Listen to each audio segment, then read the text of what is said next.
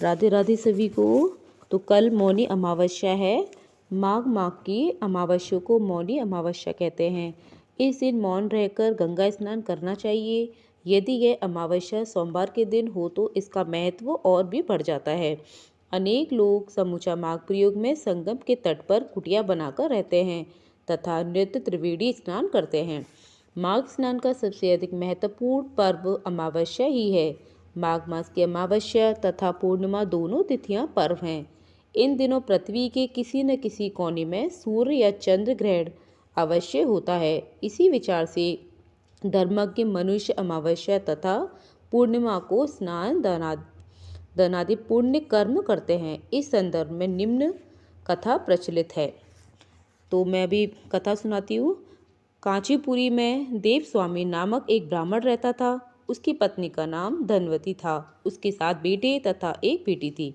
बेटी का नाम गुणवती था। ब्राह्मण ने 7 पुत्र का विवाह करके बेटी के लिए वर की खोज में सबसे बड़े पुत्र को भेजा। उसी दौरान किसी पंडित ने पुत्री की जन्म कुंडली देखी और कहा, सप्तपदी होते होते यह कन्या विधवा हो जाएगी। तब ब्राह्मण ने पूछा, पुत्री के इस वैधव्य दोष का निवारण कैसे होगा? इस प्रश्न के उत्तर से पंडित ने बताया, सोमा का पूजन करने से वैधव्य दोष दूर होगा। फिर सोमा का परिचय देते हुए उसने बताया, वह एक धोबिन है। उसका निवास स्थान सिंगल द्वीप है। जैसे तैसे सोमा को प्रसन्न करो तथा गुणवती के विवाह से पूर्व उसे यहाँ बुला लो। तब देव स्वामी का सबसे छोटा लड़का बहन को साथ लेकर सिंहल द्वीप जाने के लिए सागर तट पर चला गया। सागर पार करने की चिंता में दोनों भाई बहन एक पेड़ की छाया में बैठ गए। उस पेड़ पर एक गिद्ध परिवार रहता था। उस समय घोंसले में सिर्फ गिद्ध के बच्चे थे, जो दोनों भाई बहन के क्रियाकलापों को देख रहे थे। शाम काल के समय उन बच्चों की माँ आई तो उन्होंने भोजन नहीं किया। वे माँ से बोले, नीचे 2 प्राणी सुबह से भूखे प्यासे बैठे हैं। जब तक वे कुछ नहीं खा लेते तब तक हम भी कुछ नहीं खाएंगे। तब दया से भरकर गिद्ध माता उनके पास गई और बोली, मैंने आपकी इच्छाओं को जान लिया।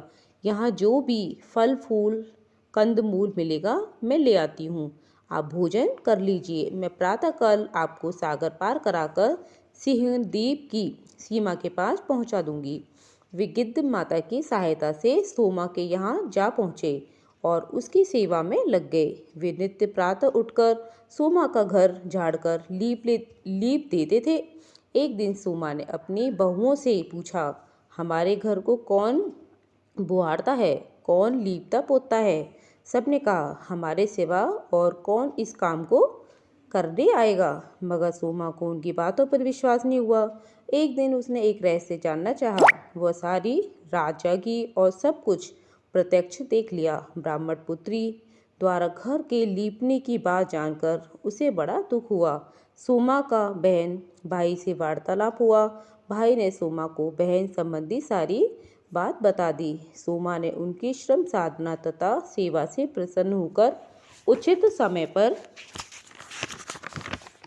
उनके घर पहुंचने और कन्या से के वैधव्य दोष निवारण का आश्वासन दिया। मगर भाई ने उसे तुरंत ही अपने साथ चलने का आग्रह किया। तब सोमा उनके साथ ही चल दी। चलते समय सोमा ने बहुओं से कहा, मेरी अनुपस्थिति में यदि किसी का देहांत हो जाए तो उसके शरीर को नष्ट मत करना, मेरा इंतजार करना। फिर क्षण भर से सोमा बहन भाई के साथ कांचीपुरी पहुंच गए। दूसरे दिन गुणवती के विवाह का कार्यक्रम तय हो गया। सप्तपदी होते ही उसका पति मर गया। सोमा ने अपने संचित पुण्यों का फल गुणवती को प्रदान कर दिया तो तुरंत ही उसका पति जीवित हो उठा। सोमा उन्हें आशीष देकर अपने घर चली गई। उधर गुणवती को पुण्य फल देने से सोमा के पुत्र जामाता तथा पति की मृत्यु हो गई। सोमा ने पुण्य फल संचित करने के लिए अस्वस्थ वृक्ष की छाया में विष्णु जी का पूजन करके 108 परिक्रमाएं की। इसके पूर्ण होने पर उसके परिवार के मृतक जन जीवित हो उठे। निष्काम भाव से सेवा का फल मधुर होता है। इस व्रत का यही लक्ष्य है। मौन से तात्पर्य है बिना दिखावे के सेवा करना, कुवाड़ी बोलने से बचना तथा सच्चे मन से ईश्वर आराधना में लीन रहना। राधे राधे। जय श्री कृष्ण।